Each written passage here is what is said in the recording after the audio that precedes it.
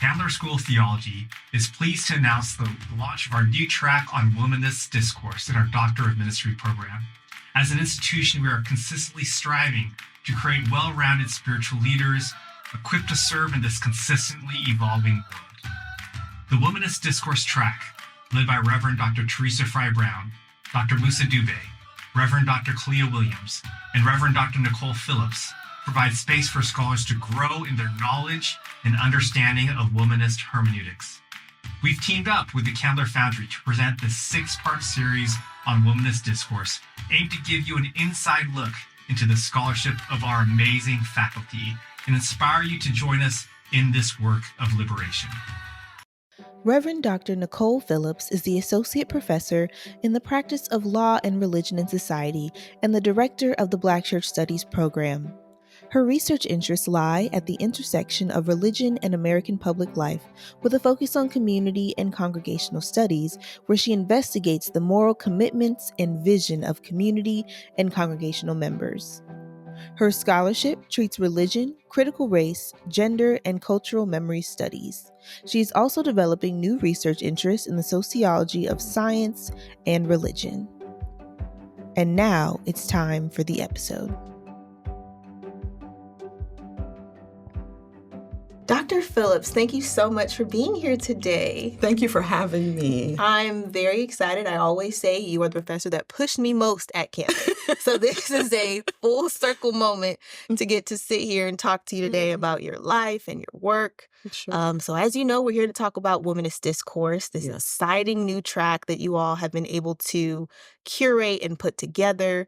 And so what I really want people to be able to do today is just hear from you. Okay. The woman behind the amazing work that it is that you do. And so I want to start by just talking about how you view womanism. How does that really look for you in your daily life and work as a professor, a preacher, a sociologist, like all of the things that you are? How does womanism show up for you in those spaces? Wow. So let me go back to being a graduate of Wellesley College. I graduated in 1993, and the first time I had ever been exposed to womanism was when Dr. Katie Cannon had come to Wellesley, and she was our professor. She was a visiting professor. I was a religion minor, and I had never heard of womanism, womanist theology, womanist ethics, but I wanted to do and take a course that was different. Right. And so I took her course, and my eyes were opened, being in her classroom, how she presented religion, materials, the fact that womanism is a prism to look at Black women's faith, Black women's stories, Black women's lives and livelihood. She challenged me in terms of my faith formation, and the study of religion. And I remember at the end of the class, each of us had to do a womanist presentation. Now, the class, many of us, like I said, had never been exposed to womanism. The class was multiracial, and we had to present a womanist piece, and I chose to present Phenomenal Woman. So. And so I found some African cloth. I wrapped my head and just, I don't know, just inhabited the poem. And I just remember that experience left me wanting more in terms of this study of womanism and exactly what it is. And so fast forward, and at the time that I met her, I was pre-med. And so I was on my way to or desiring to go to med school. And I bumped into her actually as many years later. I'm not quite Sure. Yeah, I think I was in pursuit of the PhD in religion. And I said, "Oh, Dr. Cannon, do you remember me?" And she said, "Of course, Nichole. I remember you and Phenomenal Woman." Oh, that would have made my day. And that made my day. And so the fact that so many years later, she remembered me, she knew my name, she knew what I had presented in the class, just kind of solidified the importance of womanism and the fact that it also there's an embodiment aspect. This embodied woman, scholar, writer, author, remembered little old me. Yeah. Amongst so many other students. And I'm sure she remembered her other students, but it did something for me. And so with respect to womanism and having graduated from a women's college, and being a religion scholar, I think it I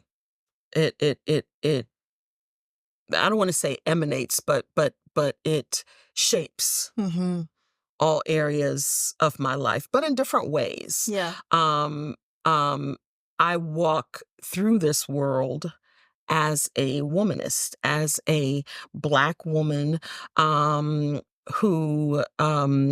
takes seriously her faith, takes seriously the stories of Black women, as well as the Black community, a Black public. And so sometimes I think as a social scientist, how womanism presents might be a little different than maybe a theologian or an ethicist. I think that being a womanist for me is second nature. It's not. I think about women's voices, especially in my research. I think about gendered experiences in terms of my scholarship, in terms of my research, in terms of my teaching. I want to hear the voices of women and also particularly Black women. But I also think it's just second nature. What you see is what you get. Yeah. I mean, I embody Yes. it in all areas of my life. Yeah. Or the term. And that is evident as being one of your students. I always admired the way that you did the work of cultivating those relationships. And now I know it is because of that transformational moment when Dr. Cannon remembered Phenomenal Woman all of those years later as you were I can't even imagine being in class under Dr. Cannon. That's amazing. And I want to dig deeper about what it means to be a social scientist around this conversation of womanism. We know that we're having this discussion because Candler is launching this new track in Womanist Discourse. So I want to ask you, from your research, how are Black women socialized, especially in modern society, that creates a need for womanist scholarship? I would say, with respect to being a social scientist, I study areas. I am invested in, passionate about religion and politics, the church in American society. What else? The study of congregations, people's women's, but people's moral commitments. And for me, womanism allows me to enter spaces that might not have been embarked on or embarked upon by, I don't want to say women, but by women or Black women.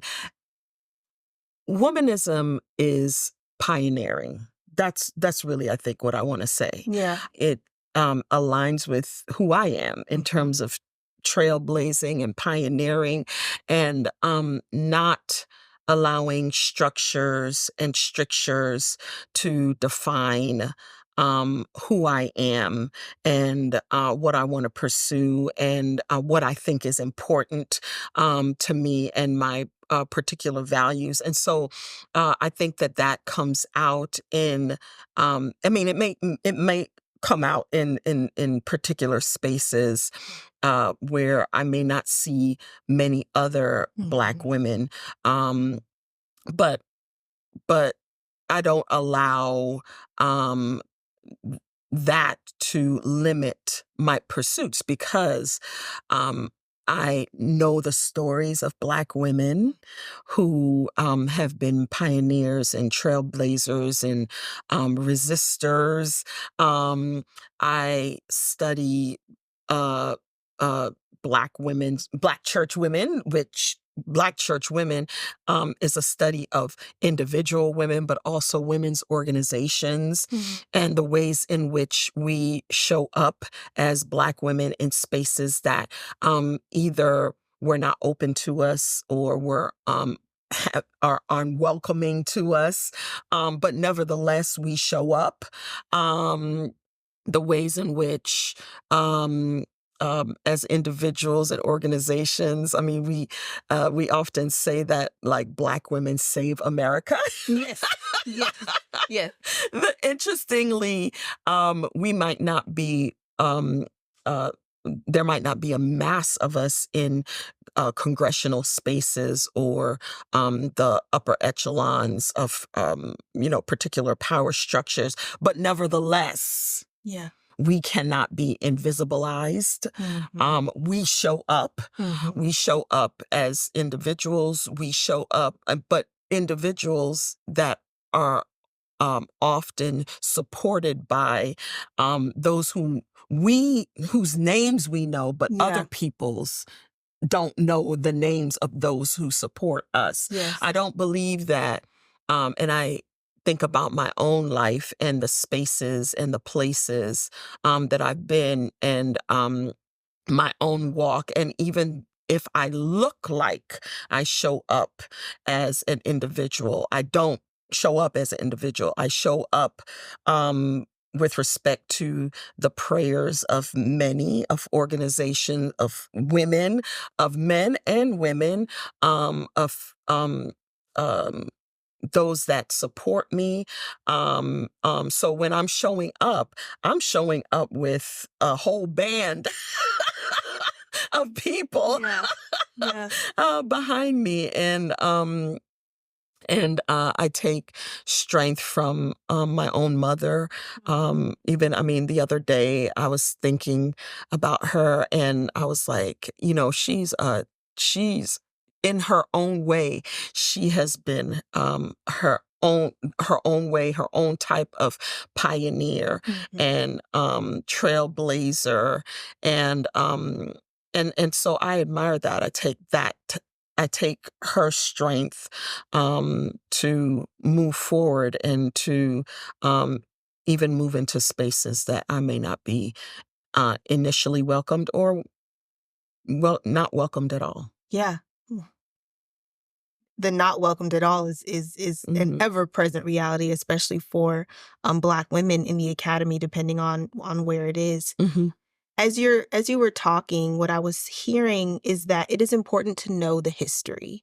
And so I'm thinking about the work of Emily Towns around womanist theology. And in one of her writings, she was saying that it's not something that started now, but it started way back in slavery up to 256 years ago. And so being in your classes, hearing how you talk about Black church, Black history, the hush harbors, how has womanism started in those spaces, in those hush harbors, and how can we go back and do a better job of understanding our history? You're asking a retrieving history question.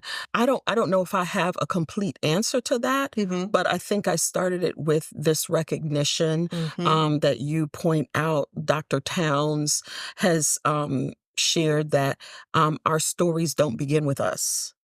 And that's what I'm trying to say. Our stories don't begin with us. Our stories begin with our foremothers. And, I know we're talking about womanism, but it begins with our communities, which include men. But along the lines of the Black women's stories and Black women's voices and Black women's histories, this recognition that, and which is why I said I really honor and maybe as I've uh, grown older, really recognize the work, the type of work. I mean, my mother might never be written in a history book, but my story is an extension of her story. Her story is an extension of her mother's story and the, other women that, were members of her family or women who she grew up around or contributed to her formation. And so that's how I see it. I see it as first recognizing that our stories do not begin with us, um, but there are predecessors and acknowledging those predecessors and wanting to know their stories to understand how their stories are shaping our stories. And so, yes, it is important to recognize that our stories don't begin with us. And it's not just those who are biologically related to us that articulate or herald our stories. I mean, it's women who you are in relationship with. It can be friends, it can be mentors, it can be I don't remember where I read this, but there are sometimes when you can't find a mentor or a figure in your particular field, picking up a book about a forerunner who was a Black woman, and reading her story, that I mean, usually mentorship is formal, but I think that can be an informal way of shaping and socializing you, me, women. So, like I said, that's a complex question. I don't necessarily think it's a formally historical question. Like, we don't have to put the burden and the onus of on historians to capture women's stories, but maybe we need to begin to um, um, take upon ourselves the onus of writing or in some way cataloging um, um, stories and histories that are important to us, because while historically as a people we are often oral, orality gets changed when stories are passed on. They get revised. Yes. Slightly embellished. That's right. And there's something important to the written word. Even if it's, not formal, but diaries and journals. I think that's a way to communicate. And if we have access to people's diaries, journals, or even I'm a person that's sentimental. And so I'll keep, I still have my notes from my PhD program because I'm like, just in case my story gets written. Yeah. You need to be able to go back. Yeah. In case I'm trying to write my own story, to be able to have, particular what I consider a personal archival material for myself or for future generations to shape that story, or to at least get insight into who I am or who I was. And so I think there are different ways to establish an archive. archival material is usually so many different documents, Right. pamphlets, Right. newsletters. But ultimately, in order to go back and retrieve, there has to be some type of record, and recognizing the importance of record keeping, however that record happens. keeping happens. Yeah. I journal everything. I like to go back and see where Crystal was years ago and where she is today. Right. And I think from everything you've been saying, that's a part of the journey of womanism. Absolutely. Is to understand even your personal development, your personal journey. Right. And so for someone that is thinking about, am I ready to do this work, right? Am I ready to approach this Doctor of Ministry program? What are 3 tips that you would give to someone to really prepare themselves to enter into this work? Because from everything that you've shared, it's academic, but it's also deeply personal. Yes. So how do we begin that work? I would say first, be a reader. Um,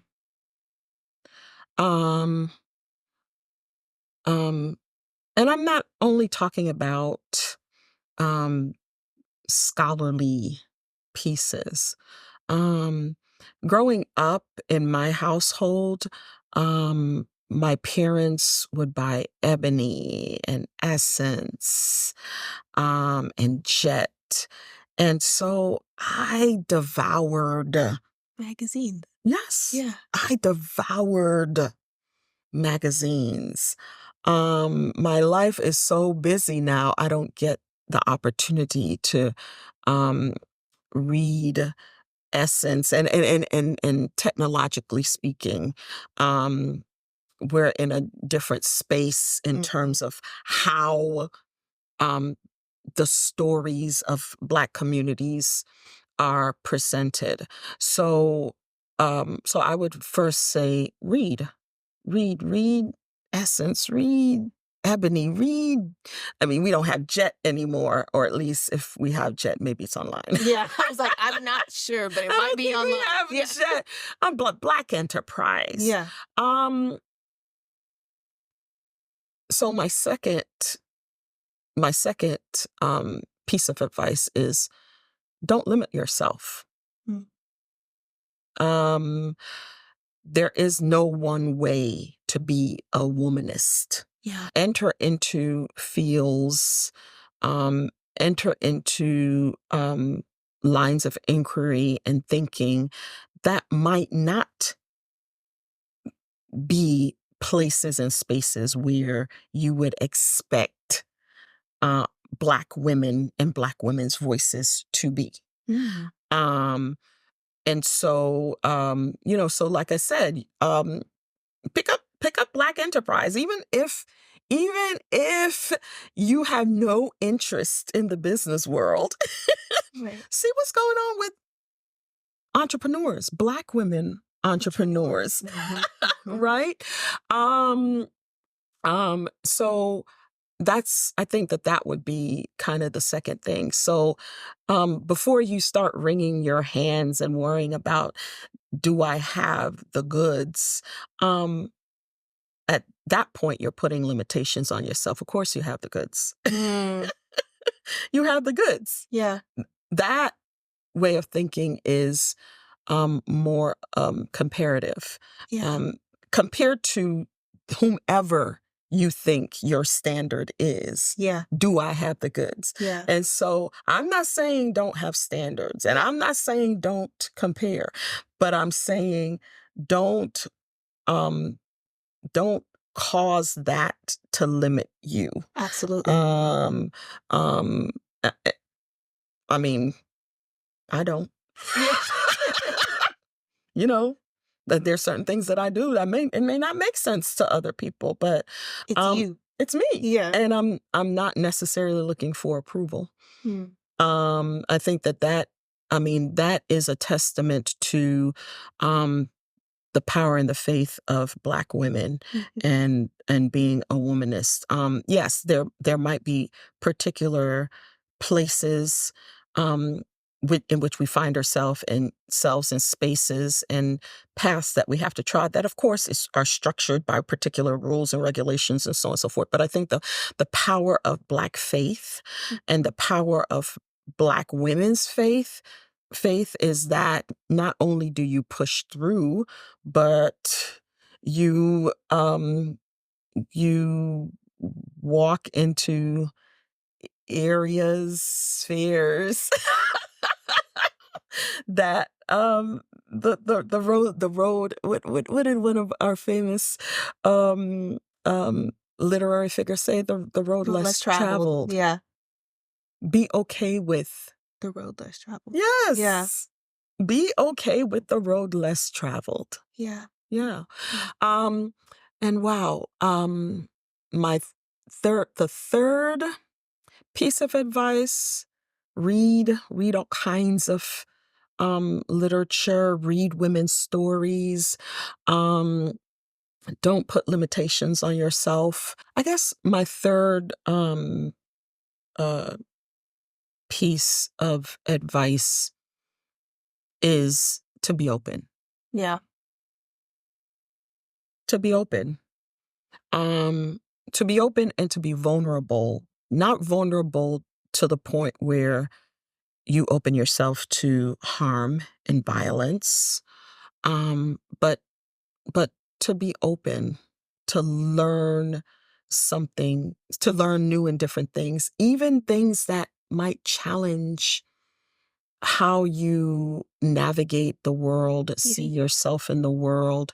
And that's why I started out with Katie Cannon, because of how I grew up understanding Christianity, and then to encounter her at a very formative age. And some of the things that she was teaching, yes, was in line with my Christian understanding.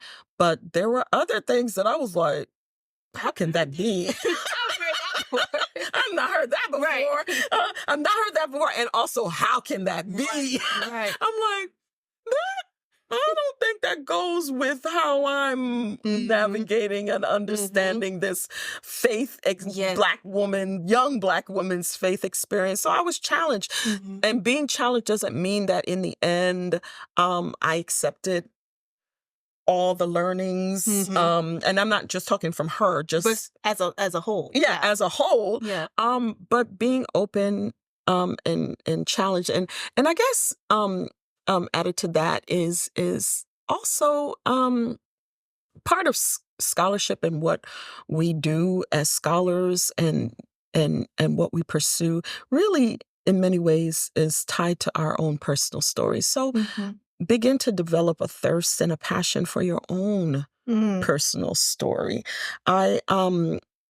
We've been talking, I'm of Afro-Caribbean descent. And one day I was talking to my mother and I learned that I am a descendant of Jamaican Maroons. And I was like, well, tell me this. She was just holding it for everything. Right.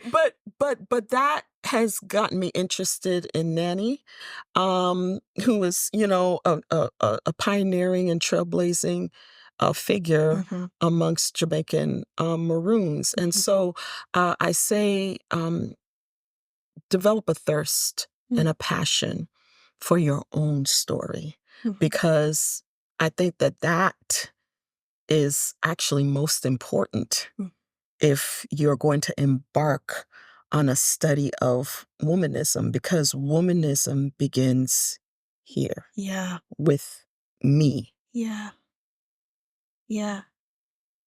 From everything that you've shared, I just hear that you have to be willing to liberate yourself in order to thrive. Yes. Genuinely. Yes. And sometimes what can be hard about our stories is the tense places, right? The areas where, like you said, that doesn't make sense. That's not how I previously understood the world. Right. And I remember having those moments so many times at Candler in my formation process. I was like, I haven't heard this before. How can this be? Right. Is this real? Right. And it was a beautiful place to ask the hard questions amongst community that was in that same journey, that journey of figuring and knowing. And I think knowing for themselves. Right. Because taking your classes, the way that you were able to not only have history and have knowledge, but there was a passion and there was a true understanding that you believe every word that you said. Because I do.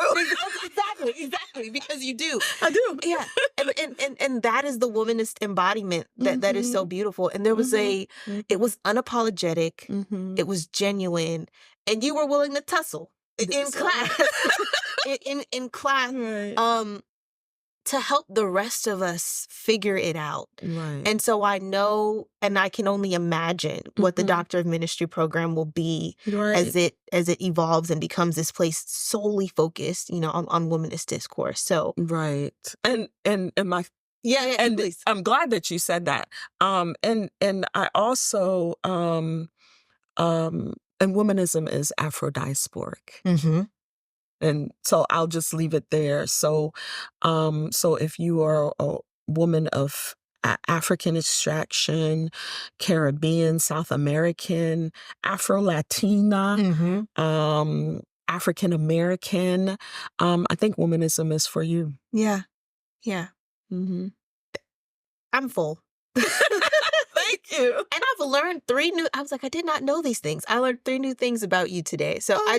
Yeah. I didn't know that you're making peace. I've never heard the story with Dr. Cannon. I can't imagine. I just want to say thank you so much. And not only for this moment, not only for sharing with us and being transparent about even your history, but just for the work. It is sometimes thankless work. It is work that is tiring at times. But the way in which you pour back into us as students and staff and faculty at Candler, it's important. Womanism is important. It is. And I know that someone listening here today received something and hopefully will begin doing this work for themselves. So, absolutely. Yeah. Thank you so much for this. It's been a pleasure speaking with you, Krista, always.